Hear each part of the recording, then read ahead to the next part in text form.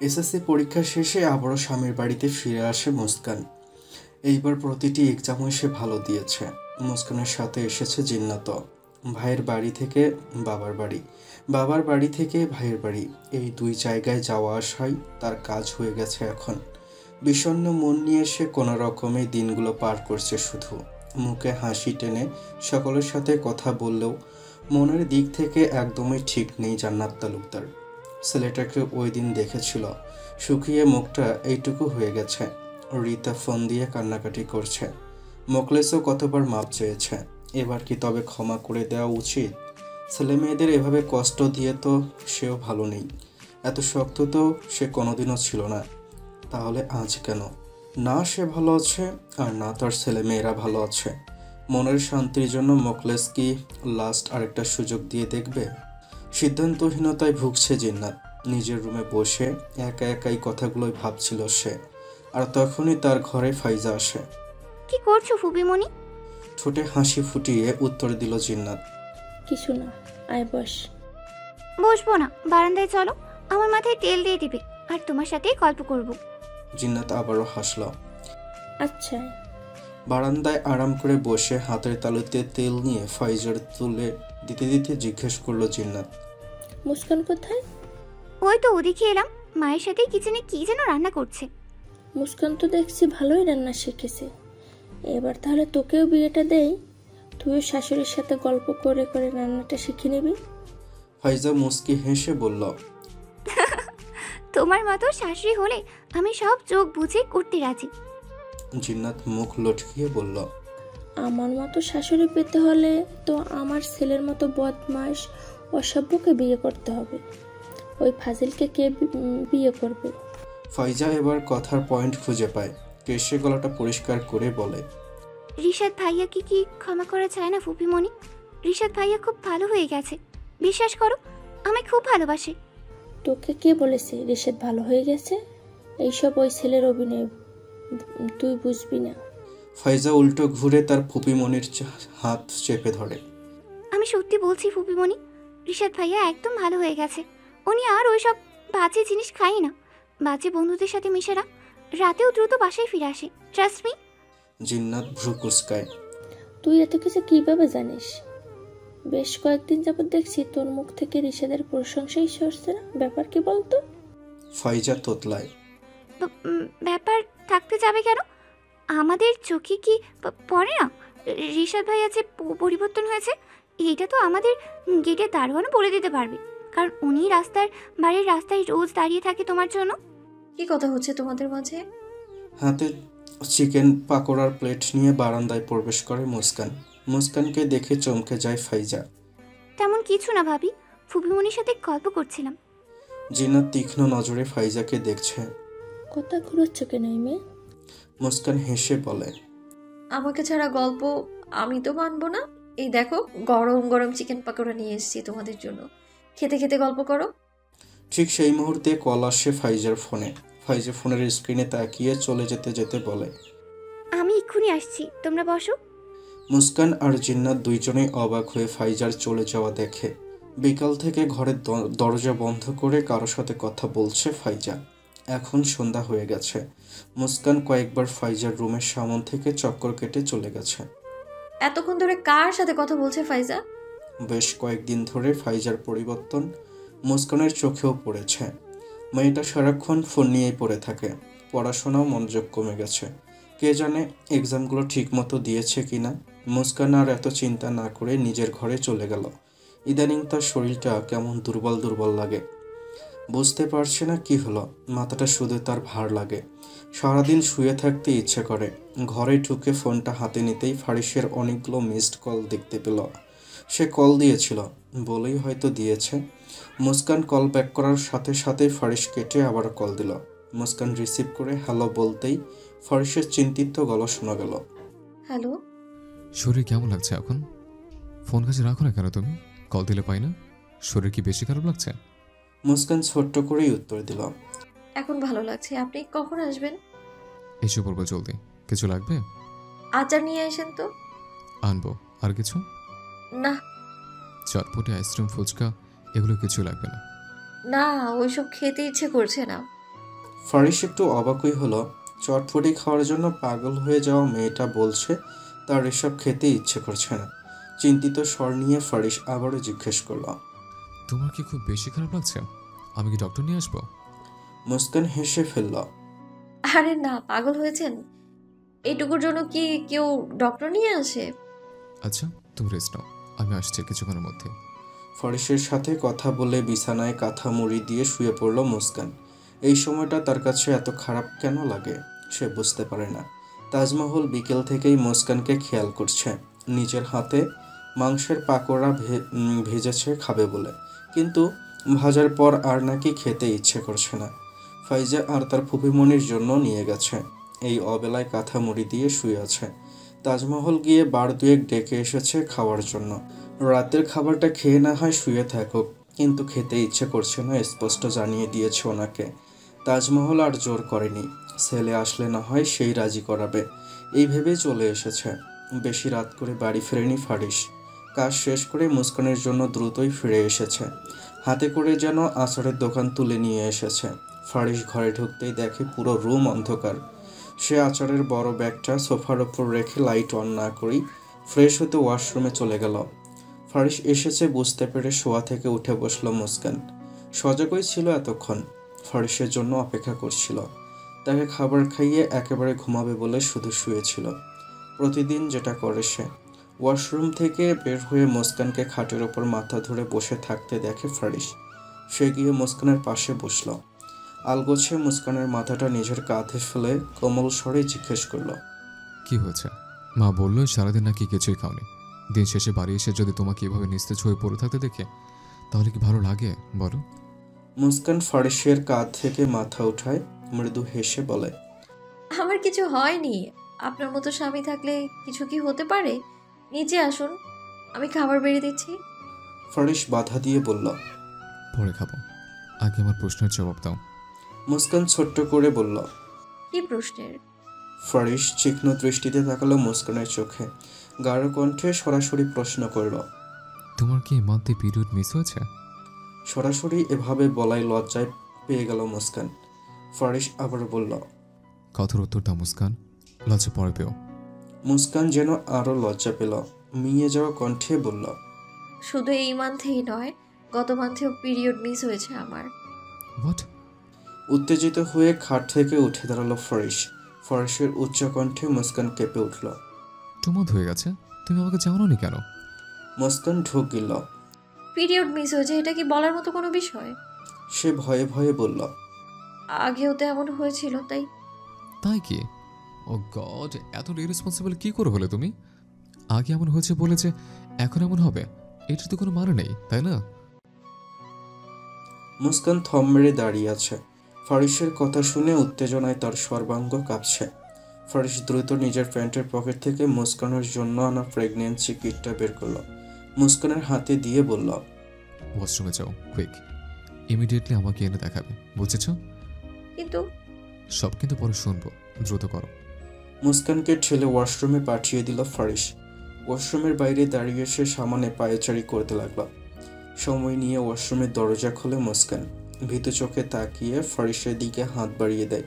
Pregnancy কিটের ওপরে স্পষ্ট দুটি লাল দাগ ফারিসের চোখের সামনে জ্বলজ্বল করছে, যা দেখে ফারিসের চোখেও ঝলঝল করে ওঠে। মুস্কানের হাত থেকে কিটটা নিয়ে ধপ করে বিছানায় বসে পড়ে ফারিস। সামনের চুলগুলো উঁচু করে টেনে ধরে অস্পষ্ট স্বরেই উচ্চারণ করে, ও মাই গড। অজানা আশঙ্কায় বুক কাঁপছে ফারিসের। কিছু বুঝে আসছে না ফারিসের, মাথা যেন ভনভন করে ঘুরছে। বাবা হওয়ার জন্য খুশি হবে নাকি বউয়ের টেনশনে পাগল হয়ে যাবে? কি করবে সে? অল্প বয়সী মেয়ে বিয়ে করার পরিণাম হাড়ে হাড়ে বুঝতে পারছে এবার। মুস্কান পেটে হাত দিয়ে থমকে দাঁড়িয়ে আছে। খুশিতে তার চোখে পানি চিকচিক করছে, হাত পা কাঁপছে, গলা দিয়ে সাউন্ড বের হচ্ছে না। ফারিসের দিকে তাকিয়ে হঠাৎই দুঃখে কেঁদে উঠল সে। আকস্মিক মুস্কানের কান্নায় ঘাবড়ে গেল ফারিস। খাট থেকে লাফিয়ে উঠে মুস্কানের সামনে এসে দাঁড়ালো। মুস্কানের দুগালে হাত রেখে চোখের পানি মুছে দিয়ে বলল, কাঁদছো কেন? মুস্কান আচমকে ফারিসকে শক্ত করে জড়িয়ে ধরল। আটকে আসা গলায় বলল, আমার বিশ্বাস হচ্ছে না আমি মা হব। আমার পেটে আপনার বাবু আছে। আমাদের ঘর আলো করে একটা ফুটফুটে বেবি আসবে ইনশাআল্লাহ। আপনি বাবা হবেন। মুস্কানের চুলে হাত রেখে স্নিগ্ধ হাসল ফারিস। ক্ষণিকের জন্য সে তো ভুলেই গিয়েছিল সেও বাবা হবে। তাদের ঘর আলো করে একটা ফুটফুটে বেবি আসবে ভাবতেই শরীর জুড়ে শীতল হাওয়া বয়ে গেল ফারিসের। থমথমে পরিবেশ। আলট্রার রিপোর্ট হাতে নিয়ে ড্রয়িং রুমের সোফায় বসে আছে ফারিস। সকালেই মুস্কানকে নিয়ে হসপিটালে গিয়েছিল সে। ওখান থেকে ডক্টরের কথা শুনে আর রিপোর্ট দেখে এখনও ঘোর কাটাতে পারছে না। বাড়িতে এতক্ষণে সবাই সুখবর পেয়ে গেছেন। হসপিটালে থাকতেই জিন্নাত বাড়িতে সবাইকে জানিয়ে দিয়েছেন মুস্কান 2 মান্থের প্রেগনেন্ট। এটা তো ফারিস আগেই অনুমান করেছিল, কিন্তু যখন জানতে পারলো মুস্কানের গর্ভে টুইন্স বেবি, তখন থেকে তার মাথা চক করে দিচ্ছে। মুস্কানকে পাশে নিয়ে সোফায় চুপচাপ বসেছিল শাশুড়ি তাজমহল। দাদি হওয়ার খুশি আর টেনশন দুটোই বিদ্যমান ওনার মাঝে। ছেলেকে নিশ্চুপ হয়ে বসে থাকতে দেখে ঠেস মেরে বললেন, কে যেন বলেছিল মুস্কান বাচ্চা মেয়ে, বাচ্চাটাকে বুঝে শুনে রাখতে পারলো না কেন তাহলে? মায়ের ঠেস দেওয়া কথা শুনেও কিছু বলল না ফারিস। নির্বিকার ভঙ্গিতে রিপোর্টগুলোর ওপর চোখ বোলাতে লাগলো। জহির তালুকদার বুকের ওপর হাত ভাঁজ করে ছেলের সামনে এসে দাঁড়ান। গলার স্বর অত্যাধিক কঠোর করে বলেন, রিপোর্টগুলো বারবার দেখলেই কি যা লেখা আছে তা চেঞ্জ হয়ে যাবে? বিবেক নেই তোমার? এতটুকু মেয়েটা, ওর কি বাচ্চা সামলানোর বয়স হয়েছে এখনো? আমার তো বাবা হওয়ার বয়স হয়েছে। হাতের রিপোর্টগুলোর দিকে তাকিয়েই বাবার উদ্দেশ্যে কথাটা বলল ফারিস। ছেলের কথায় থতমত খেয়ে যান জহির তালুকদার।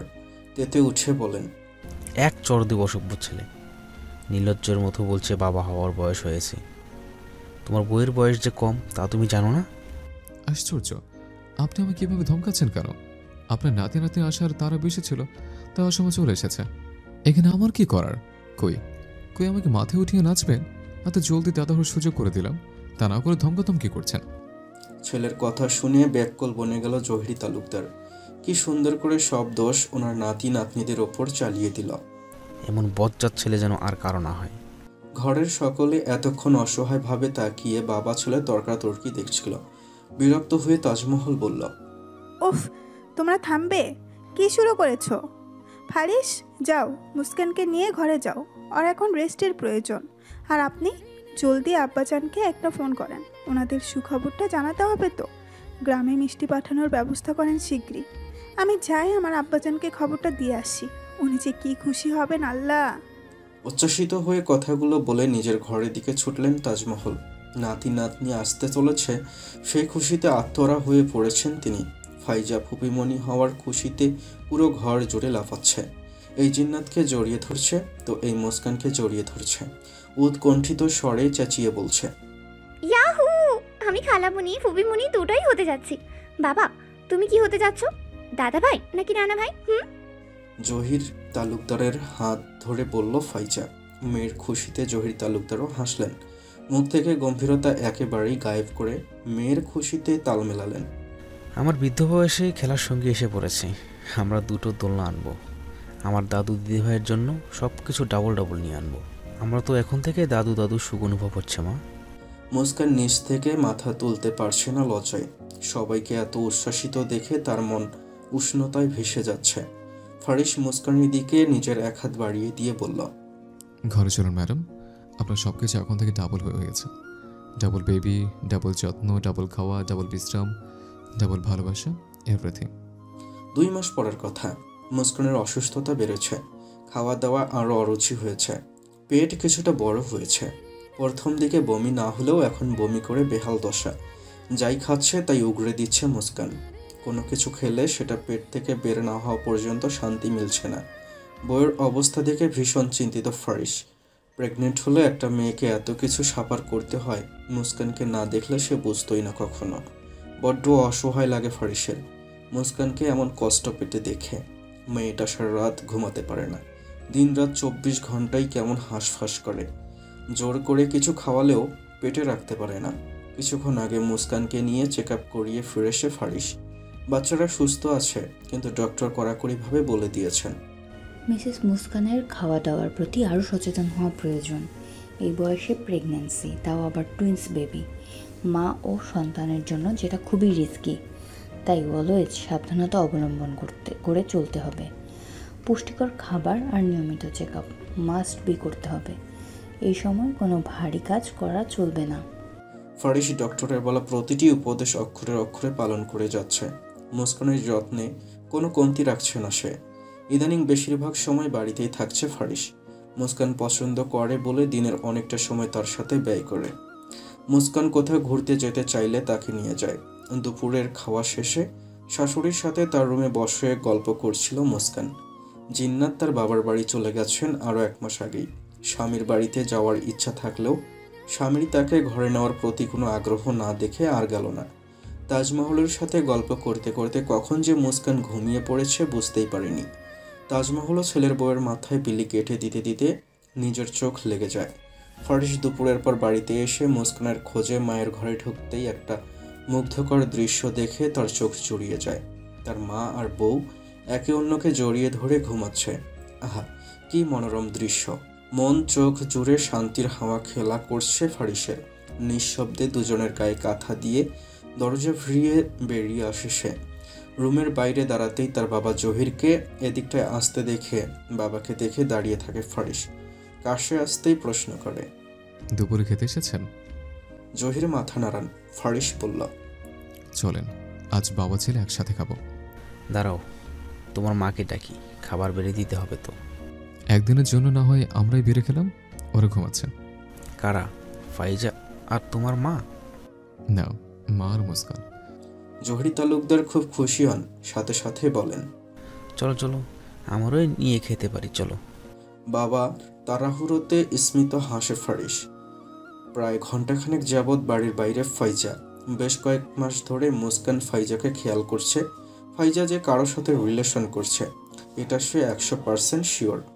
কিন্তু কার সাথে রিলেশন করছে ফাইজা? মেয়েটার মাঝে কি একটু ভয় ডর নেই? ওর ভাই জানতে পারলে যে কি অবস্থা করবে এটা কি ফাইজা বুঝতে পারছে না? না, আজকে যে করেই হোক ফাইজার সাথে কথা বলতে হবে। সে কার সাথে রিলেশন করে জিজ্ঞেস করতে হবে। প্রতিদিন কার সাথে এত কথা বলে মেয়েটা? এভাবে চলতে থাকলে তো লেখাপড়ায় বড় ক্ষতি হয়ে যাবে। তাছাড়াও এখনকার ছেলেগুলো একদমই ভালো নয়, নানাভাবে মেয়েদের সাথে প্রতারণা করে, ঠকায় তাদের। কিছুদিন আগে মুস্কানের এক বান্ধবী বাজেভাবে একটা ছেলের প্রতারণার শিকার হয়েছে। ছেলেটা মেয়েটির সাথে খুবই ঘনিষ্ঠ হওয়ার পর তাকে ছেড়ে দিয়েছে। মেয়েটির সাথে ঘনিষ্ঠ মুহূর্তের সব ছবি পুরো এলাকায় ছড়িয়ে দিয়েছে। এইসব কিছুই মুস্কানের এক বান্ধবী তাকে ফোনে বলেছে। ফাইজা যদি ওই রকমই কোনো বাজে ছেলের পাল্লায় পড়ে তখন? ফাইজার রুমের সামনে দরজায় এসে নক করলো মুস্কান।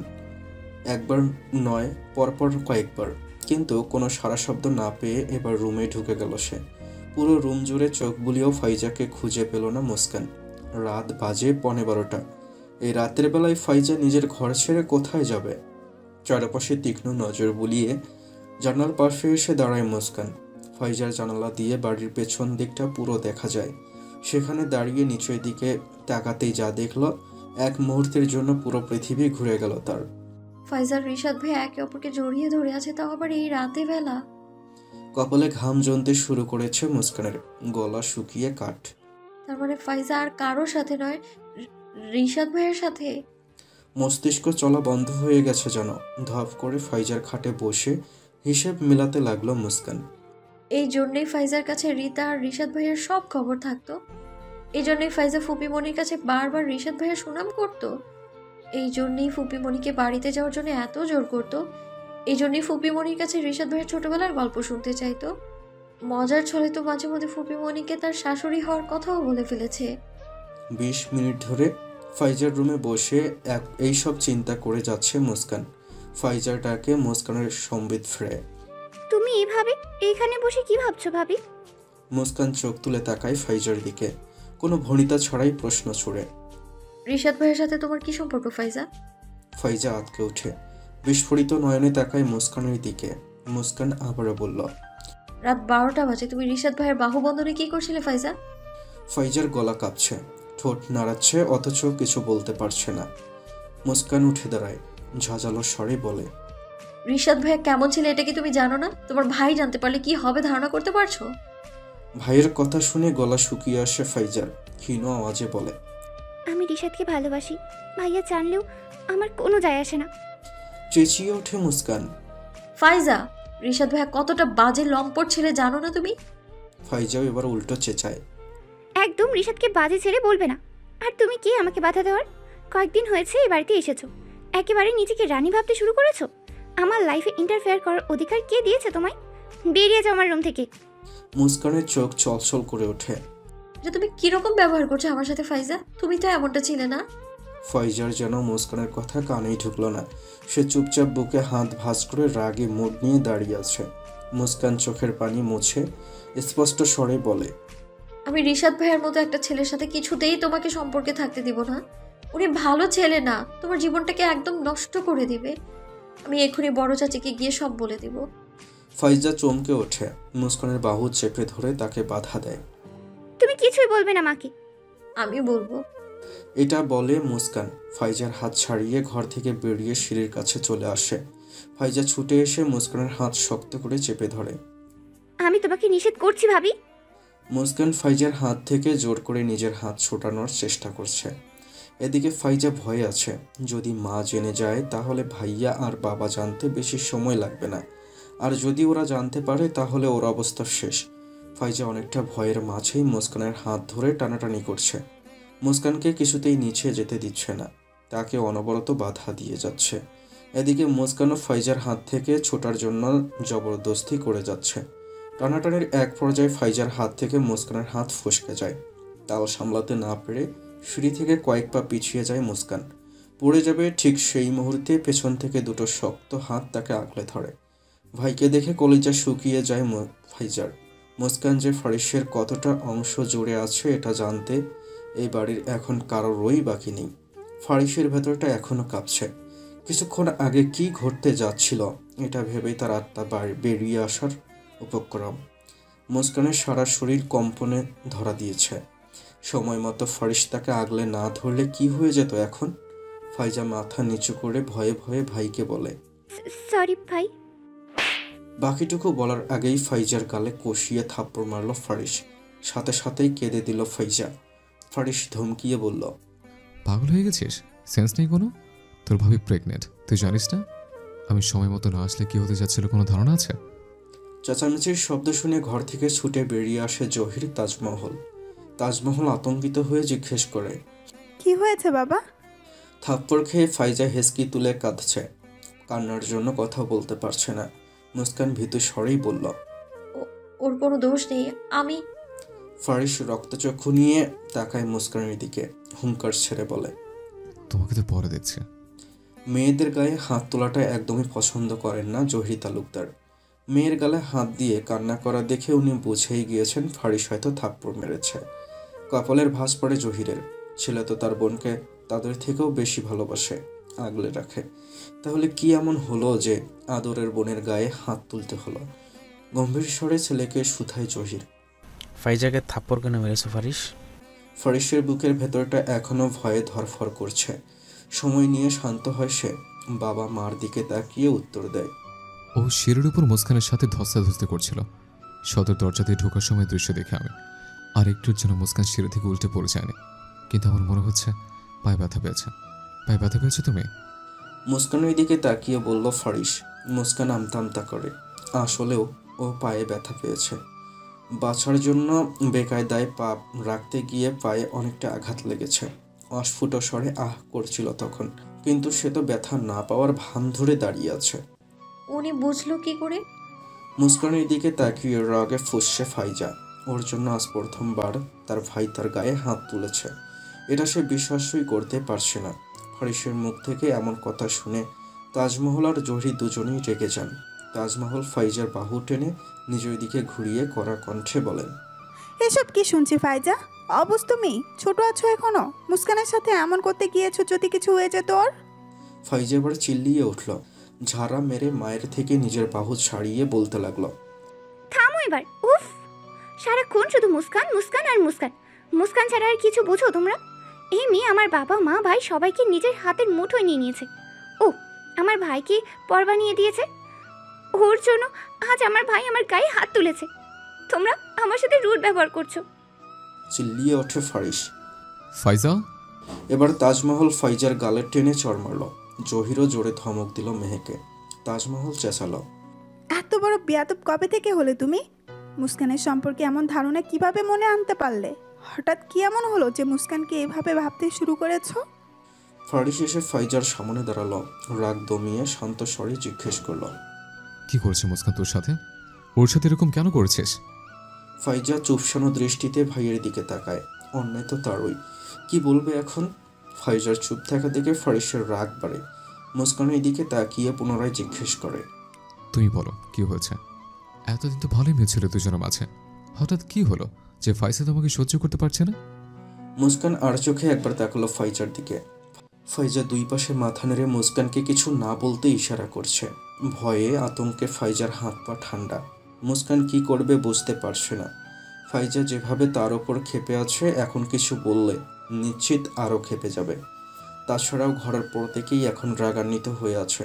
রাগের মাঝে আরও রাগের কথা বললে বিস্ফোরণ ঘটতে সময় লাগবে না। মুস্কান ভাবল সে ফাইজাকে ঠান্ডা মাথায় আবারও বোঝাবে।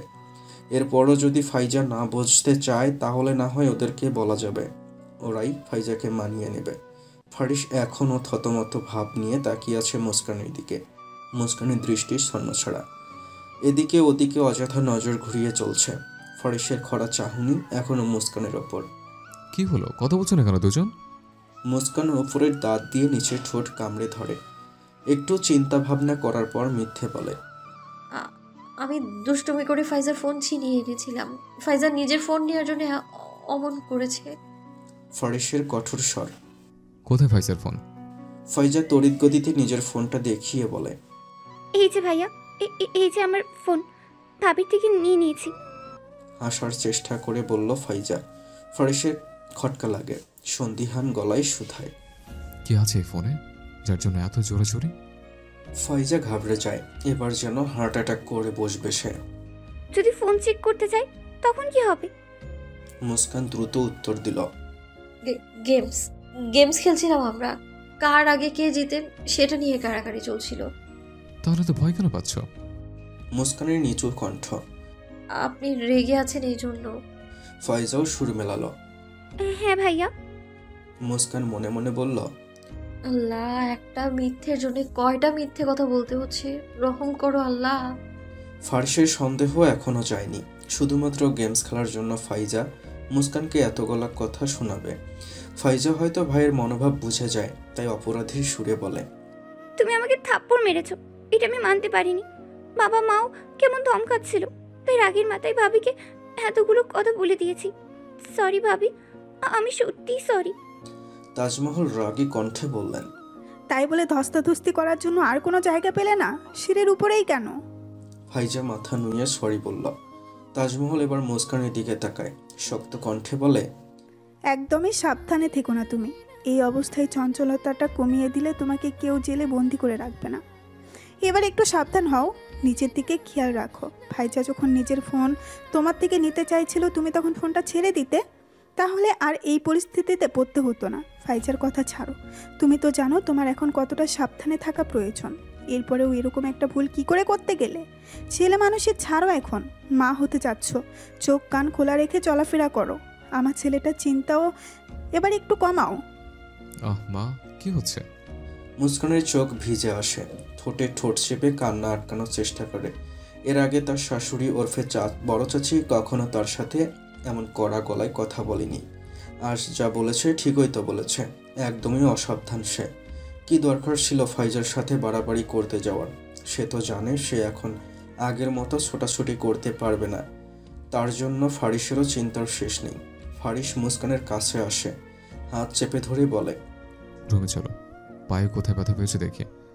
জহির তালুকদার বলেন, হ্যাঁ নিয়ে যাও রুমে। আর ফাইজাকে উদ্দেশ্য করে বললেন, রাত হয়েছে অনেক, নিজের রুমে গিয়ে ঘুমাও এখন।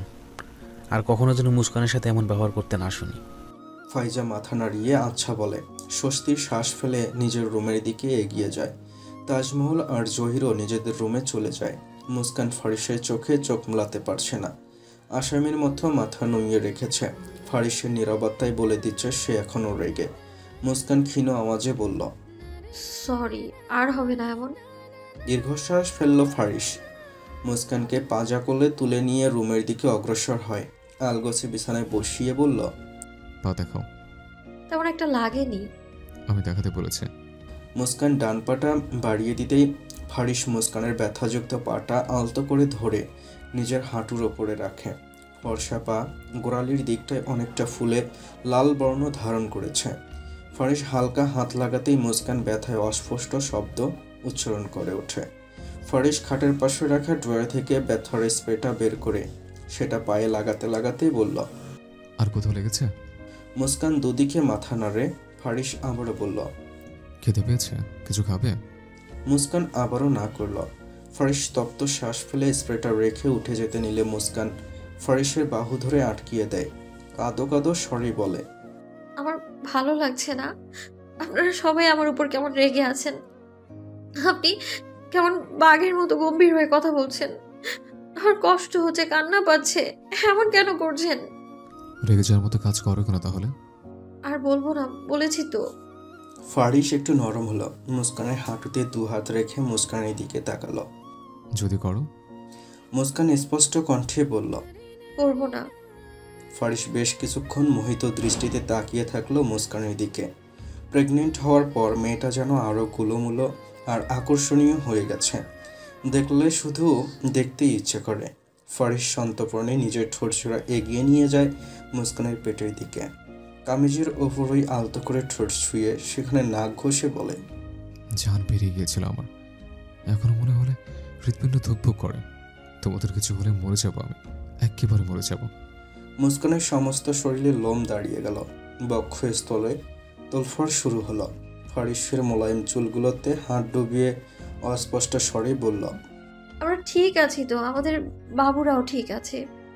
রিতার বিয়ে ঠিক করেছেন মোখলেস শেখ, তাও আবার 2 বাচ্চার বাপ, একটা বয়স্ক লোকের সাথে। পাত্রের অঢেল টাকা পয়সা আছে। পাত্র নিজে রিতার বাবাকে কথা দিয়েছে, মেয়ে ওনার কাছে বিয়ে দিলে উনি নগদ 5 লক্ষ টাকা মোখলেসের হাতে তুলে দেবেন। তাছাড়া মোখলেসের ব্যবসার যত লস যাচ্ছে সব মিটিয়ে দেবেন। রিতার নামে জায়গা দেবেন, যেটার মালিক নামে মাত্র রিতা, কিন্তু আসল মালিকানায় থাকবেন মোখলেস শেখ। এত কিছু পাওয়ার লোভে পড়ে মোখলেস কাউকে না জানিয়ে একমাত্র মেয়ের বিয়ে ঠিক করে ফেললেন টাকাওয়ালা ওই বয়স্ক লোকের সাথে। এমনকি নিজের ছেলেকেও জানাননি। ছেলের পরিবর্তন মোখলেস শেখ মেনে নিতে পারছেন না। এত বছর ধরে ছেলেকে পোষ মানিয়ে নিজের আয়ত্তে এনে এখন হঠাৎ সেই ছেলে তার হাতের বাইরে চলে গেল। সারাক্ষণ মামা করে আর ফোন নিয়ে পড়ে থাকে। ছেলেকে এখন আর বিশ্বাস করে না মোখলেস শেখ। বোনের বিয়ে এমন লোকের সাথে ঠিক করেছে জানলে যদি বাধা দেয়, বিয়েটা ভেঙে দেয়, তাহলে আমও যাবে, সালাও যাবে। তাই যা করার উনি করছেন। মেয়ে রিতাকে মায়ের সাথে দেখা করাতে নিবে এটা সেটা বলে তাকে কাজী অফিসে নিয়ে আসেন। 5 লাখ টাকা অলরেডি নিজের পকেটে পুরে নিয়েছেন উনি। যত তাড়াতাড়ি বিয়েটা হয়ে যায় তত ভালো। একবার বিয়েটা হয়ে গেলে তখন আর কোনো চিন্তা থাকবে না। কাজী অফিসের সামনে এসে যখন রিতা বাবার এমন নিকৃষ্ট মনোভাব বুঝতে পারে, তখন ঘেন্নায় তার গা গুলিয়ে আসে। কান্নাকাটি করে, বাবার পায়ে পড়ে ওই রকম একটা লোকের সাথে তাকে বিয়ে না দেওয়ার জন্য রিকোয়েস্ট করে। কিন্তু মোখলেস শেখের কানে কথা ঢুকেই না। উনি মেয়েকে বুঝ দেন সে সুখী হবে, টাকার ওপরে ঘুমাতে পারবে, যা ইচ্ছা তাই করতে পারবে। রিতা যখন কাঁদতে কাঁদতে জ্ঞান হারিয়ে ফেলবে, ঠিক তখনই অস্বাভাবিকভাবে ছুটে আসে তার ভাই রিশাদ। রিশাদকে দেখে রিতার কলিজায় পানি আসে। বাবার হাত থেকে কোনো রকমে ছুটে ভাইকে গিয়ে জড়িয়ে ধরে। দাদির থেকে জানতে পেরেছে রিশাদ তার বাবার এমন নিচু কাজ সম্পর্কে। রিশাদের দাদি আর যাই হোক, ছেলের পাশাপাশি নিজের নাতি নাতনিদেরও খুব ভালোবাসেন। রিশাদ এখন সচরাচর বাড়িতে থাকে না বলে বাবার এমন পরিকল্পনা সম্পর্কে জানতে পারেনি। যখন জানতে পারে, আর 1 মিনিটের সময় ব্যয় না করে বোনকে বাঁচাতে ছুটে চলে আসে। দুপুরের খাওয়ার পর নিজের রুমেই একটু হাঁটাহাঁটি করছিল মুস্কান। ফারিস বাড়িতে নেই, কাজের জন্য আজও ঢাকার বাইরে গেছে। ফাইজা মুস্কানের দরজার সামনে 5 মিনিট যাবৎ দাঁড়িয়ে আছে। কাল সারা রাত সে ঘুমাতে পারেনি মুস্কানের সাথে এমন একটা বাজে ব্যবহার করার জন্য। হঠাৎ যে তার কি হলো সে নিজেও বুঝল না। সে তো ভেবেছিল মুস্কান অন্য সব ভাবিদের মতো ডাইনি ভাবি হয়ে গেছে। বাবা মা ফারিস ভাইয়া সবাইকে রিশাদের কথা বলে দিয়ে তাকে অন্য কারোর সাথে বিয়ে দেওয়ার ফোন দিয়ে আসছে। কিন্তু মুস্কান কত সুন্দর করে কথা কাটিয়ে তার ভাইয়ার হাত থেকে তাকে বাঁচিয়ে দিল। না না, তার এমন লক্ষ্মী একটা ভাবির সাথে এমন ব্যবহার করা মোটেও ঠিক হয়নি তার। মনে মনে এখনও খুব গিল্টি ফিল করছে ফাইজা। মুস্কানের সাথে ভাব জমানো না পর্যন্ত শান্তি হবে না তার। এই জন্যই সকাল থেকে উসখুস করতে করতে এখন ছুটে এসেছে মুস্কানের কাছে। দরজায় টুকটাক শব্দ শুনে মুস্কান গলা চড়িয়ে জিজ্ঞেস করে, কে? ভাবি, আমি ফাইজা, তোমার সাথে কথা ছিল। ও, আসো ভেতরে, দরজা তো খোলাই আছে। ফাইজা মুখটাকে চুরি করা চোরের মতো অসহায় বানিয়ে মুস্কানের ঘরে ঢুকল। মিনমিনিয়ে বলল, তোমাকে সরি বলতে এসেছি। মুস্কান শীতল চোখে তাকিয়ে রইল। ফাইজা আবারও বলতে লাগলো, আমি জানি তুমি আমার ওই কথাগুলোতে খুব কষ্ট পেয়েছো। আমার তোমাকে ওইভাবে বলা উচিত হয়নি ভাবি। প্লিজ আমাকে ক্ষমা করে দাও। আমি আর কখনো তোমার সাথে ওইরকম আচরণ করব না। এই যে কান ধরছি, প্রমিস করছি। আমি কোনো কষ্ট পাইনি ফাইজা। ননদ ভাবিদের মধ্যে এগুলো অ্যাভেলেবেল হয়ে থাকে, আর এইখানে দোষ আমারও ছিল। মোটেও এখানে তোমার দোষ ছিল না, সব দোষ আমারই ছিল। আর বললেই হলো কষ্ট পাওনি। আমি জানি আমার রুমে বলা কথাগুলোই তুমি খুব কষ্ট পেয়েছো। তাই নাকি? হুম। তাহলে ওগুলো বলে কেন? রাগের মাথায় বলে ফেলেছি ভাবি, আর কোনোদিন বলবো না। সত্যি বলছি, এবারের মতো ক্ষমা করে দাও। মুস্কান হাসে। এভাবে বলে কি ক্ষমা না করে থাকা যায়? মুস্কি হাসে মুস্কান। ফাইজার চোখ খুশিতে চকচক করে ওঠে। লাফ মেরে সে মুস্কানকে জড়িয়ে ধরে, তবে হালকা করেই ধরেছে, যেন তার ভাতিজা ভাতিজিরা ব্যথা না পায়। মুস্কান এবার শব্দ করেই হাসে। তোমার ভাইয়ের মতো তো তুমিও আমায় কম ভালোবাসো না, তাহলে এত হিংসে কেন? ফাইজা দুষ্টু কণ্ঠে বলল, ওই তো মায়ের সাথে সিরিয়াল দেখতে দেখতে দুষ্টু ননদ হওয়ার ট্রাই করছিলাম, আর করব না। সরি। ফাজিল। ফাজিল নয়, ফাইজা। এবার দুজনেই খিলখিলিয়ে হেসে ওঠে। দরজার আড়াল থেকে তাজমহল তাদের দেখে গাল ভরে হাসেন। সেই দুপুরের পর থেকে ফাইজা মুস্কানের ঘরে এসে তার সাথে কথায় মজে আছে। এখন প্রায় সন্ধ্যা হওয়ার কাছাকাছি। মুস্কান ফাইজাকে বোঝাতে চাইছে রিশাদ কেমন ছেলে তার সম্পর্কে, কিন্তু ফাইজা বুঝতে চাইছেই না। তার মতে রিশাদ খুব ভালো হয়ে গেছে, আর এটা নিয়েই ননদ ভাবির মধ্যে সামান্য কথা কাটাকাটি চলছে। না ভাবি, রিশাদ সত্যি এখন আগের মতো নেই, বিশ্বাস করো। আমি কিভাবে বিশ্বাস করবো ফাইজা? রিশাদ ভাই আমার সাথে যে আচরণগুলো করেছে, তার থেকে আমি কেন, কেউই বিশ্বাস করতে পারবে না। আর ফুপিমনির কথা তো তুমি নিজেই শুনেছো। আমার জন্য রিশাদ ভাই ফুপিমনির সাথে কি কি করেছে তাও শুনেছো। এরপরেও তুমি রিশাদ ভাইকে কি করে নিজের মন দিতে পারলে? তোমার ধারণা ভুল ভাবি। রিশাদ তোমার সাথে ওইরকম আচরণ করার পেছনে কারণ ছিল। রিশাদ তোমাকে পছন্দ করতো, এও সত্যি।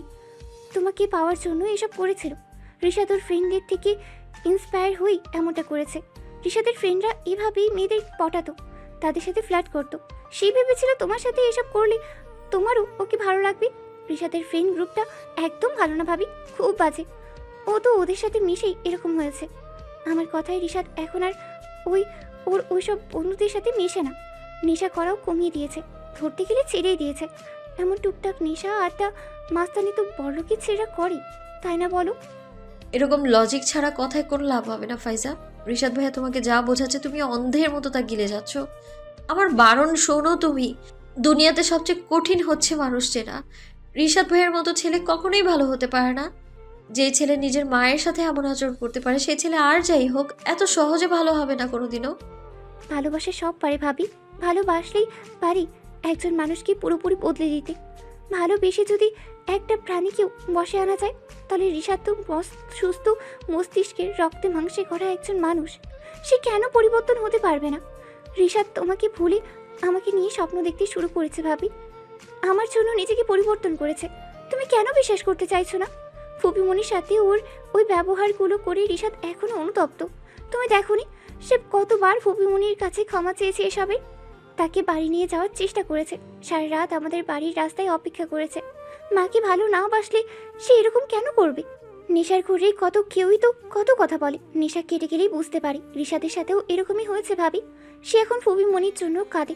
কাছের মানুষ চলে গেলেই মানুষ তার মূল্য বুঝতে পারে। ফুপিমনি চলে যাওয়ার পর রিশাদ বুঝেছে সে তার মাকে কতটা ভালোবাসে। ওই দিন ফারিস ভাইয়ের কথাগুলো রিশাদকে অনেকটা নাড়িয়ে দিয়েছে। সে প্রতিনিয়ত ফুপিমনির সাথে বাজে ব্যবহারের জন্য নিজেকে কষ্ট দিচ্ছে। বাড়িতে ঠিকমতো থাকছে না, ঘুমাচ্ছে না, খাচ্ছে না। আমি রিশাদের ভেতরটা দেখি ওর প্রেমে পড়েছি ভাবি। রিশাদ ওপর থেকে যেমনই হোক, ওর ভেতরটা খুব নরম। মুস্কান তপ্ত নিঃশ্বাস ফেলে বলল, তোমার কথাগুলো শুনে আমারও খুব ইচ্ছে করছে রিশাদ ভাইয়াকে বিশ্বাস করতে। উনি সত্যিই পরিবর্তন হয়েছেন সেটা বিশ্বাস করতে, কিন্তু আমি না পারছি না ফাইজা। আমার মন মানছে না। এভাবে একটা মানুষকে অন্ধের মতো বিশ্বাস করা ঠিক না। রিশাদ ভাইয়ের থেকে দূরে থাকার চেষ্টা করো তুমি। তোমার বাবা মা ভাইয়া কখনো তোমার রিশাদ ভাইয়ের সাথে মেনে নিবে না। ফাইজার বুকটা কেঁপে ওঠে। কেন ভাবি এভাবে বলছো কেন? আমরা কি একজন মানুষকে ভালো হওয়ার সুযোগ দিতে পারি না? আর তাছাড়াও আমি তো এখনই রিশাদকে বিয়ে করতে চাচ্ছি না। আমাদের সম্পর্কটা এভাবেই চলতে থাকুক না। রিশাদের পরিবর্তনটা আস্তে আস্তে বাবা মা ফারিস ভাইয়া সকলের চোখে পড়ুক। যখন সকলের চোখে রিশাদকে আসলেই অন্যরকম মনে হবে, তখন না হয় আমাদের সম্পর্কের কথা সবাই জানবে। ততদিন পর্যন্ত রিশাদ নিজেকে পুরোপুরি প্রস্তুত করুক, আমাকে বিয়ে করার মতো পরিস্থিতি করে তুলুক। আমি রিশাদকে বলেছি আমি তার জন্য অপেক্ষা করব। তাছাড়াও ভাইয়া এত জলদি আমার বিয়ে কখনোই দেবে না। তোমার কাছে আমার একটাই রিকোয়েস্ট ভাবি। আচমকা মুস্কানের দুহাত চেপে ধরে ফাইজা। প্লিজ তুমি আমার আর রিশাদের সম্পর্কের কথাটা কাউকে বলো না। প্লিজ ভাবি প্লিজ। রিশাদ যতদিন পর্যন্ত সকলের কাছে নিজেকে আদর্শবান পুরুষ হিসেবে দেখাতে না পারছে, ততদিন পর্যন্ত তুমি কাউকে কিচ্ছু বলো না। রিশাদ এখন চাকরি খুঁজছে, বিভিন্ন অফিসে চাকরির ইন্টারভিউ দিচ্ছে। ওকে আমি ভালো হওয়ার সুযোগ দিচ্ছি। তুমি দয়া করে আমার এই আবদারটা রাখো ভাবি। আর কখনো তোমার কাছে কিচ্ছু চাইবো না। মুস্কান খাটে বসা ছিল। ফাইজার থেকে নিজের হাত দুটো সরিয়ে উঠে দাঁড়িয়ে হেল্পলেস স্বরে বলল, আমি কিভাবে এত বড় একটা কথা সকলের কাছ থেকে লুকিয়ে যাব ফাইজা? তোমার ভাইয়া জানতে পারলে আমায় আস্ত রাখবে না। ভাইয়া কেন জানবে ভাবি? তুমি না বললে তো জানতে পারবে না। প্লিজ তুমি ভাইয়াকে কিচ্ছু বলো না। আমি সাবধান থাকবো। আমাকে এইটুকু সাহায্য করো। তুমি তোমার ভাবি কম, বন্ধু বেশি। আমার বন্ধু হয়ে এইটুকু করো। আমি তোমার দুই পায়ে পড়ছি। ফাইজা মুস্কানের পা ছুতে গেলে মুস্কান দ্রুত তাকে বাধা দেয়। ঘাবড়ানোর স্বরে বলে, ঠিক আছে বলবো না আমি কাউকে। পায়ে পড়তে হবে না, ওঠো। ফাইজার ঠোঁটে বিশ্বজয়ের হাসি ফোটে। সে খুশিতে বাকবাকম হয়ে মুস্কানকে জড়িয়ে ধরতে গেলে মুস্কান বলে ওঠে, কিন্তু একটা শর্ত আছে আমার। ফাইজার খুশি খুশি মুখটা ফাটা বেলুনের মতো চুপসে যায়। কি শর্ত ভাবি? আমি রিশাদ ভাইয়ের সাথে একবার দেখা করতে চাই, ওনার সাথে কথা বলতে চাই। তোমাকে আমায় রিশাদ ভাইয়ের সাথে দেখা করার সুযোগ করে দিতে হবে। আমি ওনার সাথে কথা বলেই তোমার রিকোয়েস্ট মানবো, এর আগে না। আচ্ছা ঠিক আছে ভাবি। তুমি হচ্ছ দুনিয়ার বেস্ট বেস্ট বেস্ট ভাবি। ফাইজার খুশিতে মুস্কানও স্মিত হাসে। তার মাথায় দুশ্চিন্তা বাসা বেঁধেছে। রিশাদ ভাইয়া কি সত্যি এতটা ভালো হয়ে গেছে, নাকি এই সব কিছুই তার অভিনয়? বাবার ওপর এক দফা চেঁচামেচি করে সোফায় বসে বড় বড় নিঃশ্বাস ফেলছে রিশাদ। রিতাও এক কোনায় গুটিয়ে বসে আছে। তার ভাই আর 5 মিনিট দেরি করে আসলেই বাবা তার বিয়েটা ওই বুড়ো লোকটার সাথে দিয়ে দিত। ভাবতেই শরীর কাটা দিয়ে উঠছে রিতার। তার বাবা এতটা দয়াহীন কেন? সে কত কাঁদলো, মিনতি করলো, পা জড়িয়ে ধরলো, তাও মায়া হলো না এই লোভী লোকের। নিজের বাড়ির ড্রয়িং রুমে দাঁড়িয়ে চিৎকার করে ছেলেকে ধমকাচ্ছে মোকলেশ। এই ছেলের জন্য আজ এতগুলো টাকা সম্পত্তি সব কিছু হাতছাড়া হয়ে গেল। মেজাজ এখন তার আকাশচুম্বী। রিশাদ বাবার চেঁচামেচির পরোয়া করছে না। তার মাথায় এখনো আগুন জ্বলছে। সে ওই টাকওয়ালা ভুড়িওয়ালা লোকটাকে আরও 2-4 ঘা দিতে পারলে শান্তি পেত। কত বড় সাহস! 2 পা কবরে চলে গেছে, এই বয়সে এসেছে তার বোনকে বিয়ে করতে। বিয়ে করার শখ সারা জীবনের জন্য ঘুচিয়ে দিত, যদি না তার বাবা বাধা দিত। এবার তো শুধু মাথা ফাটিয়েছে, পরের বার দেখা হলেই ওই মাথায় আর রাখবে না। তুই আমার কাজে বাধা দিয়েছিস কোন সাহসে? তোকে সব কিছু কে জানিয়েছে? চুপ আছিস কেন বল? কে জানিয়েছে তোকে? কে জানিয়েছে সেটা বড় কথা নয়। তুমি রিতার বিয়ে ওই রকম একটা লোকের সাথে কি করে ঠিক করতে পারলে? করেছো তো করেছো, আবার কাউকে জানাওনি পর্যন্ত, ইভেন আমাকেও না। আমার মেয়ের বিয়ে আমি যার সাথে খুশি তার সাথে ঠিক করব। তোকে বলবো কেন? তোমার মেয়ে বলেই তুমি তোমার জোর ওর ওপর চালিয়ে দিতে পারো না। আমি রিতার বড় ভাই, আমারও অধিকার আছে জানার। আমাকে তোর গায়ে হাত তুলতে বাধ্য করিস না রিশাদ। তোর জন্য আমার এতগুলো টাকা লস হয়ে গেল। নিজের মেয়ের থেকে তোমার কাছে টাকা বড় হলো? কেমন বাবা তুমি? রিশাদ! ঠিক সেই মুহূর্তে শ্বশুর বাড়ির সদর দরজা দিয়ে হন্তদন্ত হয়ে ড্রয়িং রুমে প্রবেশ করলো জিন্নাত তালুকদার। মাকে দেখে রিতা দৌড়ে গিয়ে তাকে জড়িয়ে ধরল। সঙ্গে সঙ্গে এতক্ষণে চাপিয়ে রাখা কান্না হাউমাউ করে মায়ের কাছে উগরে দিল রিতা। মাকে চেপে জোরে জোরে কাঁদছে সে। এতগুলো দিন বাদে মেয়েকে দেখে জিন্নাতের চোখেও ভরে উঠল অশ্রু। এইসব খবর চাপা থাকে না। শ্বশুর বাড়ির এক প্রতিবেশী ভাবির ফোন পেয়ে সে সব জানতে পারে জিন্নাত। আর জানা মাত্রই মেজ ভাই জামিল তালুকদারকে নিয়ে ছুটে শ্বশুর বাড়িতে আসে। বাড়ির বাইরে তাদের বাবা ছেলের চেঁচামেচিতে অনেক মানুষই ভিড় জমে গেছে। এতগুলো দিন বাদে মাকে বাড়ি আসতে দেখে ঋষাদের বুকে প্রশান্তির হাওয়া বয়ে যায়। খুশিতে চোখ মুখ উজ্জ্বল হয়ে ওঠে। মঞ্চে সে বেপরোয়া চলাচলে, লোকে তাকে বাজে ছেলে বলে, তাই বলে সে টাকার বিনিময়ে নিজের বোনকে বিক্রি করে দেবে? অসম্ভব। সে যত খারাপই হোক না কেন, মা আর বোনকে খুবই ভালোবাসে। হ্যাঁ, তার বাবা তার মাকে গালাগালি করার সময় সে প্রতিবাদ করেনি, কিন্তু সে তো তখন মাতাল ছিল। অন্য সময় যখন তার বাবা তার মায়ের গায়ে হাত তুলত তখনও অগোচরে। বাবার প্রতি অন্ধভক্ত ছিল সে, যার জন্য মায়ের কষ্টটা বুঝতে পারেনি। এখন বোঝে। এখন তার মধ্যে মনুষ্যত্ব ফিরে এসেছে। আজ সে কোনোভাবেই তার মাকে যেতে দেবে না। দরকার পড়লে মার পায়ে পড়ে থাকবে, মাকে সবসময় রক্ষা করবে, তবুও মাকে চলে যেতে দিবে না। মেয়ের মাথায় হাত বুলিয়ে তার চোখের পানি মুছিয়ে দিয়ে মেয়ের কপালে চুমু দিয়ে মেয়েকে শান্ত করে জিন্নাত।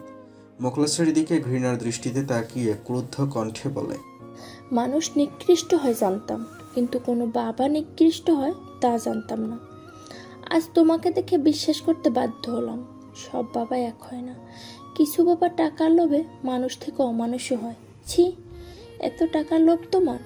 টাকার লোভে নিজের মেয়েকে একটা বয়স্ক লোকের সাথে বিয়ে দিতে যাচ্ছিলে, যেই লোকের কিনা তোমার মেয়ের থেকে বয়সে বড় একটা মেয়ে আছে। লজ্জা করে না নিজের মেয়ের সাথে এমন জঘন্য একটা কাজ করতে? বাবা নামের কলঙ্ক তুমি। জিন্নাত! মোখলেস ক্ষেপে স্ত্রীকে ধমক দিল। বোনকে নিজের চোখের সামনে এভাবে ধমক দিতে দেখে জামিল তালুকদার আরও ক্ষেপে গেলেন। সে মোখলেসের থেকেও 3 গুণ জোরে আওয়াজ নিক্ষেপ করল। এই, গলা নামিয়ে। আমাদের অগোচরে আমার বোনের সাথে অনেক বাজে ব্যবহার করেছিস তুই। আমাদের সামনে এমন করলে জ্যান্ত রাখবো না, তোর বাড়িতেই তোকে পুঁতে রাখবো। দমে গেল মোখলেস, কিন্তু মনে মনে রাগে ফুঁসছে। এখন কারোর সাথে পারবে না এটা বুঝে গেছে, তাই নীরবেই বাড়ি থেকে বের হয়ে গেল। ব্যবসার চিন্তায় মাথা নষ্ট তার। চল আমার সাথে, তোর আর এই বাড়িতে থাকতে হবে না। রিতাকে কথাটা বলে তার হাত ধরে টেনে বাড়ি থেকে বের হতে যাচ্ছিল জিন্নাত। যা দেখে ছুটে এসে মায়ের পথ আটকে দাঁড়ায় রিশাদ। অসহায় কণ্ঠে বলে, যেও না মা, প্লিজ। জিন্নাতের মায়ের মন নাড়া দিয়ে ওঠে। ইস, ছেলেটা কি অবস্থা করেছে নিজের, এতটা শুকিয়ে গেছে। যতই হোক মা তো, সন্তানের কষ্ট তো মায়েরাই পুরে বেশি। রিশাদের চোখ লাল, গলার স্বর করুন। তোমায় ছাড়া আমরা ভালো নেই মা, বাড়িটা একদম শূন্য লাগে। জিন্নাত ঠোঁট চেপে কান্না আটকায়। এবার রিশাদের দাঁড়িয়ে এগিয়ে এসে জিন্নাতের কাছে। থাকো না বউ, পোলা মাইয়াগুলোর দিকে তাকানো যায় না। মাছ ছাড়া কি সংসারে শান্তি আছে? তুমি চলে যাওয়ার পর থেকে বাড়িটা কেমন মরা মরা হয়ে গেছে। জিন্নাত ভেজা গলায় বলল, আমি কি করে থাকবো আম্মা? আপনার নাতি তো আমাকে ঘৃণা করে। কথাটা বলতেই চোখ ঝরে পানি পড়ে জিন্নাতের। হঠাৎ রিশাদ তার মায়ের পা জড়িয়ে বসে পড়ে, কান্না মিশ্রিত ভাঙ্গা গলায় বলতে লাগে, ক্ষমা করে দাও মা, আর কোনোদিন তোমাকে কষ্ট দিয়ে কথা বলবো না। শেষবারের মতো ক্ষমা করে দাও, তোমায় ছাড়া ভালো নেই আমরা। আই লাভ ইউ মা, তোমায় অসম্ভব ভালোবাসি। ওই কথাটা মন থেকে বলিনি আমি। ক্ষমা করে দাও, প্লিজ ক্ষমা করে দাও।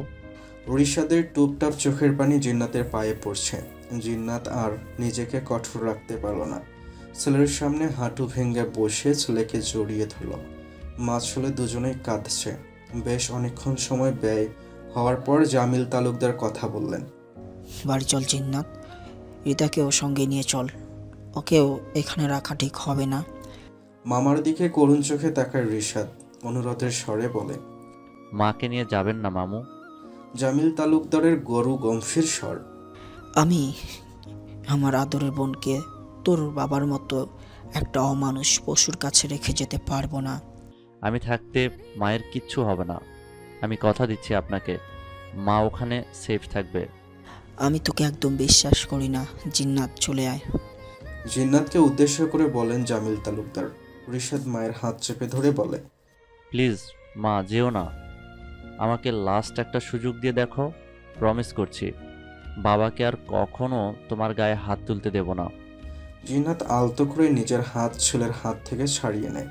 জামিল তালুকদারের সামনে দাঁড়িয়ে বলে, আমি আমার ছেলে মেয়েদের সাথে থাকতে চাই ভাই, ওদের আমাকে প্রয়োজন, তুমি একাই ফিরে যাও। জিন্নাতের সিদ্ধান্তে রিশাদ সহ তার পরিবারের সকলের ঠোঁটে আনন্দের হাসি ফুটে ওঠে। জামিল তালুকদার চিন্তিত স্বরে বলে, কিন্তু মোকলেস যদি তোর সাথে আবার কোনো... ভাইকে বাকি কথাটা শেষ করতে দেয় না জিন্নাত, তার আগেই বলে ওঠে, আমার ছেলে আমার কিছু হতে দেবে না ভাই, কেন যেন ওর উপর বিশ্বাস রাখতে ইচ্ছে করছে। মায়ের কথায় প্রশান্তিতে বুক ভরে ওঠে রিশাদের, চোখে খুশিদের আনাগোনা। জামিল তালুকদার বলল, ঠিক আছে, তোর সংসার, তোর মর্জি, থাকতে চাইছিস থাক, কিন্তু আমিও বলে রাখছি, এরপর যদি ওরা তোর গায়ে হাত তুলে বা তোর উপর কোনো রকম অমানবিক আচরণ করার চেষ্টা করে, আমি কিন্তু ওদেরকে কাউকে ছাড়বো না। এমন আর সত্যিই হবে না মামু, আমি ওয়াদা করছি আপনাকে। ওয়াদা যখন করেছিস পালন করার চেষ্টা করবি, এই শেষবার। জামিল তালুকদার চলে গেলেন। জিন্নাত তালুকদার থেকে গেল শ্বশুর বাড়িতে। ফয়জা মুস্কানকে রিশাদের সাথে দেখা করাবে বলেই 1 মাস চলে গেল। তারা কোনোভাবেই বাড়ি থেকে বের হওয়ার সুযোগটা পাচ্ছে না। তাজমহল কোনোভাবেই মুস্কানকে এই অবস্থায় বাড়ির বাইরে যেতে দিচ্ছে না, সেটা তারা যতই বাহানা দিক না কেন। তাজমহল এখন ফারিস ছাড়া মুস্কানকে একা একা কারোর সাথেই বের হতে দেয় না। ওনার একটাই কথা, আগে আমার নাতি নাতনি দুটো সুস্থভাবে দুনিয়াতে আসুক, আর কয়টা মাসই তো, এই মাসগুলো চলে গেলে মুস্কান যত পারো ঘোরাঘুরি করুক, আমি মানা করব না। এদিক ওদিক যেদিক সেদিক বেড়াতে যাক, উনি কিছুই বলবেন না। ফাইজাও বাহানা দিয়েছে অনেক, মুস্কানকে ফুচকা খাওয়াতে নিয়ে যাবে, মুস্কানের জন্য কেনাকাটা করবে, কিন্তু তাজমহলের কড়া জবাব।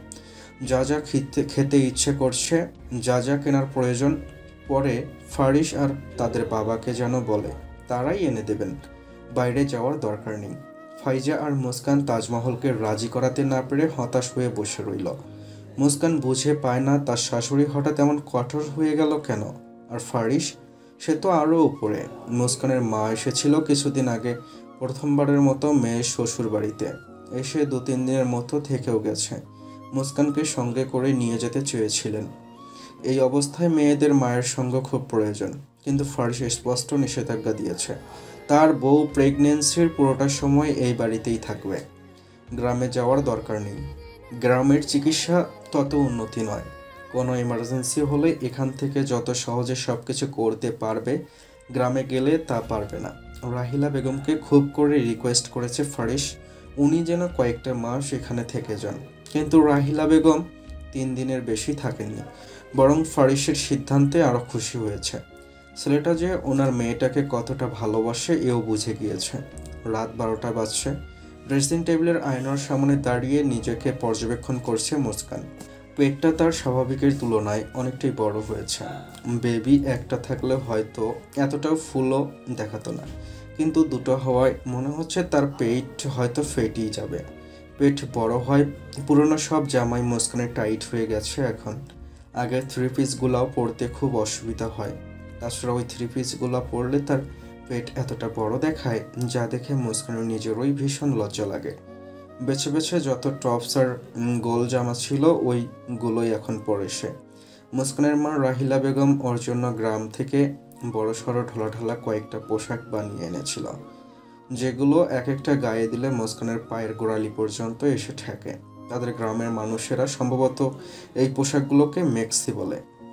একবার পরে দেখেছিল মুস্কান মায়ের আনা ওই পোশাক, আর পরেই নিজেকে আয়নায় দেখে এত লজ্জা পেয়েছে যে ভুলে ওইসব আর শুয়ে দেখেনি, এক কোনায় রেখে দিয়েছে। এসব কি জব্বা এনেছিল তার জন্য আম্মা। বিছানায় আতশোয়া হয়ে ফোন টিপছিল ফারিস। দীর্ঘ সময় ধরে মুস্কানকে আয়নার সামনে দাঁড়িয়ে থাকতে দেখে প্রশ্ন করল, আজকের ঘুমাবে না? প্রতিদিন কি এত দেখো আয়নায়? মুস্কান মুস্কি হেসে উত্তর দিল, মাতৃত্বের রূপ দেখি। ফারিস মুগ্ধ হলো। চট করে বিছানা থেকে নেমে এসে মুস্কানের পিঠ ঘেঁষে দাঁড়ালো। আলতোভাবে মুস্কানকে পেছন থেকে জড়িয়ে ধরে কাঁধে চিবুক ঠেকিয়ে বলল, খুব আদর লাগে তোমায় এখন, ইচ্ছে করে সারাক্ষণ করে বসে আদর করে চুমু খাই, বুকের ভিতর ঢুকিয়ে ফেলে। বলতে বলতেই মুস্কানের গালে শব্দ করে কয়েকটা চুমু খেলো ফারিস। মুস্কান লজ্জা পেল। মাথা নুইয়ে লাজুক কণ্ঠে বলল। একটা কথা ছিল। মুস্কানের ঘাড়ে ছোট ছোট চুমুখে জিজ্ঞেস করলো ফারিস। কি কথা বলো না। আয়নায় ফারিসের প্রতিবিম্বের দিকে তাকিয়ে বলল মুস্কান। আমি কাল ফাইজার সাথে মার্কেটে যেতে চাই, আমায় যেতে দিবেন? ফারিসের রোমান্টিক মুড অটোমেটিক চেঞ্জ হয়ে গেল। মুস্কানকে ছেড়ে বিছানায় গিয়ে শটান হয়ে বসে বলল। কোনো প্রয়োজন নেই, কি আনতে হবে বলো, আমি নিয়ে আসবো। মুস্কান এগিয়ে এসে ফারিসের সামনে দাঁড়ালো, অনুরোধের সুরে বলল। যাই না, আপনি এখন আর আমাকে বাইরে যেতে দেন না কেন? কিছু হবে না তো আমার, বিশ্বাস করেন। শুধু যাবো আর আসবো, গাড়িতে করেই যাবো তো। আমার খুব দরকারি কতগুলো ড্রেস কেনার আছে, ওগুলো কিনেই এসে পরবো। একবার বললে শোনো না, কতবার বলতে হবে? যেতে বারণ করেছে মানে যাবে না। কিরকম ড্রেস আনতে হবে আমাকে বলো, আমি কালকের মধ্যে এনে দেবো। মুস্কান হঠাৎ চটে গেল। কেন? আমার কি পার্সোনাল কোনো কিছু কেনার থাকতে পারে না? আমি কি এখন নিজে পছন্দ করে কোনো ড্রেসও কিনতে পারবো না? আমার দিকে ভালো করে তাকিয়ে দেখেছেন আপনি আমি কতটা মোটা হয়েছি? প্রতিটা জামা পরতে কতটা অসুবিধা হয় এখন, যেটাই পরি পেটের দিকে আটকে এসে যায়। এতটুকু বলে নাক টেনে ফুপাতে শুরু করলো মুস্কান। ইদানিং তার অল্পতেই মুড চেঞ্জ হয়ে যায়। এই খিটখিটিয়ে ওঠে তো এই আবার প্রফুল্ল, শুধু শুধুই কেঁদে ভাসিয়ে দেবে, আবার নিজে নিজেই ঠিক হয়ে যাবে। ডক্টর বলেছে এই অবস্থায় মেয়েদের মেজাজ কিছুটা এইরকমই থাকে, শুধু শুধু কান্না করবে, রাগ করবে, জেদ ধরবে, হাসবে, কাঁদবে। যার জন্য বেশি মাথা ঘামালো না ফারিস। চুপচাপ বিছানায় চিটপটাং হয়ে শুয়ে দুহাত ছড়িয়ে মুস্কানকে কাছে ডাকলো। ঘুমাবে, আসো, রাত অনেক হয়েছে। তোমার জন্য এত রাত জাগা মোটেও ঠিক না। মুস্কান ফুঁসে উঠে বলল। আপনি আমার কথা ইগনোর করছেন? কোথায় ইগনোর করছে? তোমার আর আমার মধ্যে পার্সোনাল বলতে কি আছে? যত ড্রেস কিনতে চাও কাল অনলাইন থেকে নিজে চুজ করে অর্ডার করো। এখন আসো, ঘুমাবো। মুস্কান সশব্দে চেঁচালো। অনলাইন থেকে ড্রেস কিনবো না আমি, আবায়া বানাবো নিজে ডিজাইন দিয়ে টেলার্স থেকে। আমি না গেলে কি করে হবে? ঠিক আছে, আমি নিয়ে যাবো কাল। না, আমি আপনার সাথে যাবো না, আমি ফাইজার সাথে যাব। আপনার সময় থাকে না, আসার জন্য তাড়া দেন বেশি আপনি। ফারিস উঠে বসলো, বিরক্তি নিয়ে বলল। আশ্চর্য তো, বেবির আসার পরে কি এসব করতে পারবে না তুমি? এখনই কেন? বেবিরা পেটে আছে বলেই তো এরকম ড্রেস বানাতে চাইছি। আর তাছাড়া আপনারা যে এত বলেন বেবিরা আসার পর আমায় সব করতে, ওরা আসার সময় যদি আমি মারা যাই তখন? মুস্কান! ঘর কাঁপিয়ে গর্জে উঠল ফারিস। আচমকা গর্জনে মুস্কান দুপা পিছিয়ে গেল। ভয়ে তার বুকের ভেতর ধরাম ধরাম শব্দ হচ্ছে। হাওয়ার বেগে ফারিস খাট থেকে নেমে এসে মুস্কানের দুই বাহু খাবলে ধরল। হিংস্র চোখে তাকিয়ে অত্যন্ত খ্যাপা স্বরে বলতে লাগলো। তোমার সব ছেলে মানুষের কথা মেনে নেই বলে ভাববে না, এটাও মেনে নেব। মরার কথা সে কি করে মুখ দিয়ে? কোন জিনিসের কমতে রেখেছে তোমার? ভালোবাসা কমতে রেখেছে কোথাও বলো? মুস্কান ঠকঠক করে কাঁপছে। তার একটা কথায় যে ফারিস এমন ভয়ঙ্কর ক্ষেপে যাবে ভুলেও ভাবতে পারেনি। সে কান্না জড়ানো কণ্ঠে ভয়ে ভয়ে বলল। আমি তো এমনি বলেছিলাম। এমনি কেন বলবে? মুস্কান আরো ভয় পেল, ভেজা কণ্ঠে বলল। মুখ দিয়ে হঠাৎ এসে পড়েছে, আমি বুঝতে পারিনি আপনি রেগে যাবেন। আর বলবো না। তোমার এই অন্যায় করে বারবার সরি করবো না বলবো না বলাই আমার বুকের ভিতর তখন বন্ধ হয়ে যাবে না? ক্ষণে ক্ষণে হার্ট অ্যাটাকের মতো যন্ত্রণা দাও তুমি আমায়। প্রতিনিয়ত তোমার চিন্তায় পাগল হয়ে যাচ্ছে আমি। কি করে দুটো বেবির মা হবে? কি করে ওদের দুনিয়াতে আনবে? তোমার আর বেবিদের কিছু হবে না তো? তোমার ঠিক থাকবে তো? কতটা রিস্ক নিতে হবে তোমাকে? এসব ভেবে মাথা কাজ করে না আমার। আর তুমি আমাকে মরে যাওয়ার ভয় দেখাও। আমার জীবন থেকে চলে যাওয়ার এত ইচ্ছে থাকলে এলে কেন? আমি সত্যি বুঝতে পারিনি কথাটা আপনি এতটা হার্ট হবেন। আমি আর আপনার বেবিরা কখনোই আপনাকে রেখে কোথাও যাব না। হেসকি তুলে কাঁদতে কাঁদতে ফারিসকে কথাগুলো বলছে মুস্কান। মুস্কানের কান্না দেখে ফারিস কিছুটা শান্ত হলো। ফুস করে শ্বাস ছেড়ে দৃঢ় কণ্ঠে বলল। কান্না বন্ধ করো। মুস্কান কেঁদেই যাচ্ছে। কি হলো? কান্না বন্ধ করতে বললাম তো। মুস্কান তাও কাঁদছে। ফারিস থমকে উঠল। Stop Cry. সাথে সাথে মুস্কান কান্না বন্ধ করে দিল। চোখ ভর্তি পানি নিয়ে গোল গোল চোখে ফারিসের দিকে তাকালো। ফারিস মুস্কানের চোখের পানি মুছে দিল। আদুরে ভাবে বুকে টেনে নিয়ে শীতল স্বরে বলল। আর একটু কাঁদবা না, ওকে? মুস্কান ফারিসের বুকেই মাথা তোলালো, নাক টেনে বলল। আমার কোনো ড্রেসের প্রয়োজন নেই, আর কোথাও যাব না আমি। বেবিরা আসার পর করব সব। মুস্কানের বাচ্চামো কথায় হেসে দিল ফারিস। এই মেয়েটার সাথে রাগ করে থাকতেই পারে না সে। মুস্কান মুখ তুলে ফারিসকে দেখল। একটু কাঁদলেই তার নাক চোখ লাল হয়ে যায়।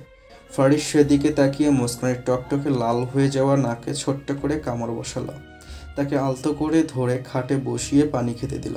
মুস্কান পানি খেয়ে কিছু বলার আগে ফারিস রুমের লাইট বন্ধ করে ড্রিম লাইট অন করে দিল।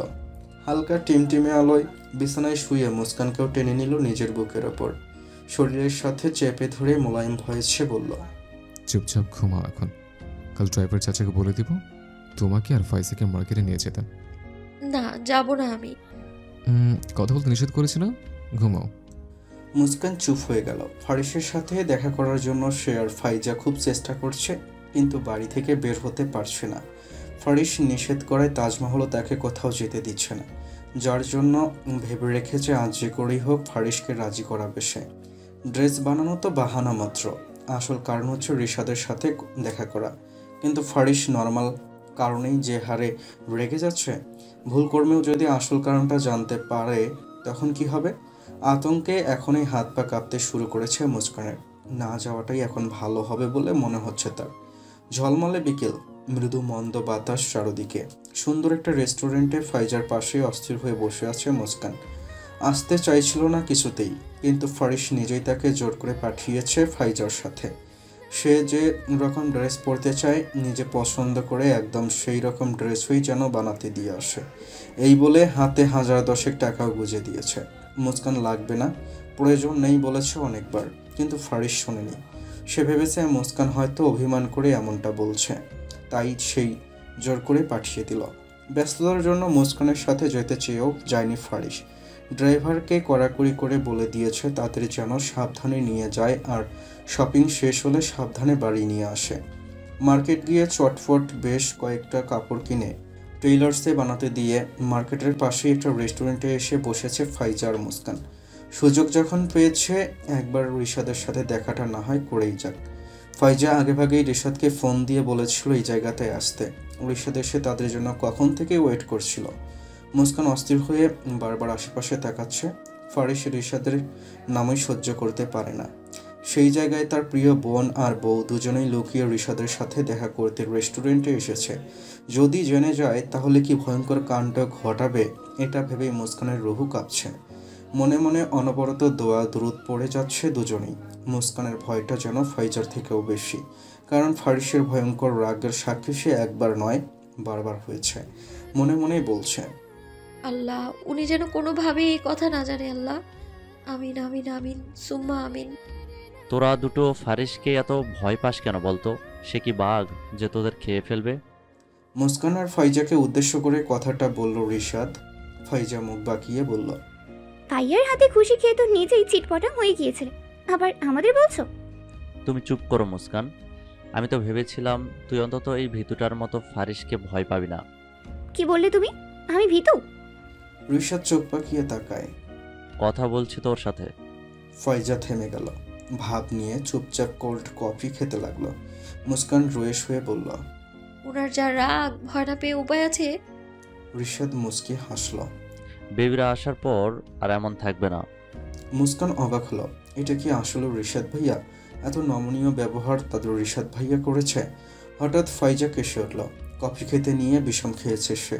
কাঁচতে কাঁচতে তার অবস্থা খারাপ, চোখ মুখ লাল হয়ে গেছে। রিশাদকে বড্ড উত্তেজিত দেখালো। ফাইজার মাথায় হাত চেপে হালকা চাপড় দিতে লাগলো। চোখ গরম করে সামনে শাসাতে লাগলো।